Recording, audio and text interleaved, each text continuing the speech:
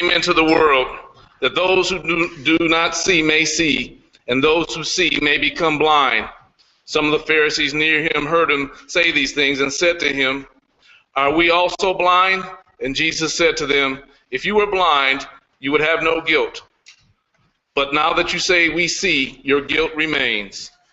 Please be seated.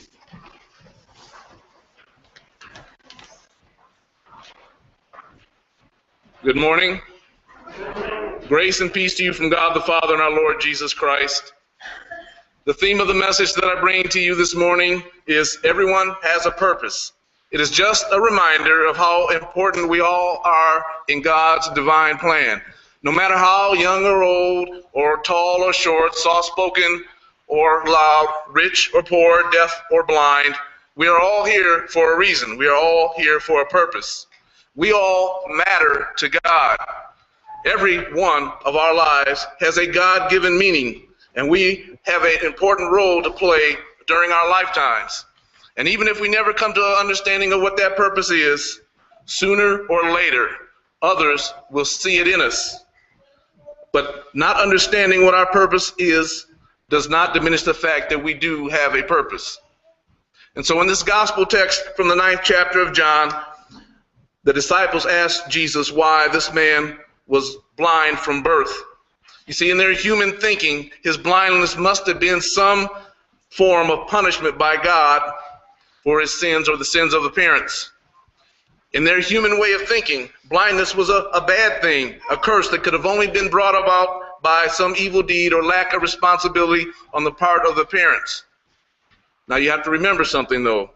This was days long before genetic science, where we now know that sicknesses and disease or genetic flaws can cause a child to be born blind. But in those days, it was most certainly had to be the result of a curse or punishment that caused blindness. And so Jesus takes the time to correct this thinking of his disciples by telling them that it was not any sin of the man or of his parents, meaning that his blindness was neither punishment nor curse. But he was born blind that the works of God might be displayed in him. In other words, God had a purpose for this blind man. And his purpose was to show through Jesus the power of the true God. He was to be a living testimony to what God can and will do for his faithful people. He was an example to the Pharisees. And they were supposed to see him and realize that the only true and living God could have restored the sight of this man born blind. The neighbors of the blind man saw him and realized that he could now see and that he was no longer blind. And they asked him what happened to him and how is it now that he could see. And so he told them what Jesus had done for him, being a witness, like he was supposed to be, his God-given purpose. And these neighbors believed, so much so that they brought him to the Pharisees to get an opinion from the theological leaders of the day. And in their vain curiosity, they asked him, how is it that he could now see? And without hesitation, he was a witness again. He explained to them that what Jesus had done for him, just as he had done for the neighbors. And the Pharisees did not believe, accusing Jesus of being nothing but a sinner. But the Pharisees were blind in their own special way.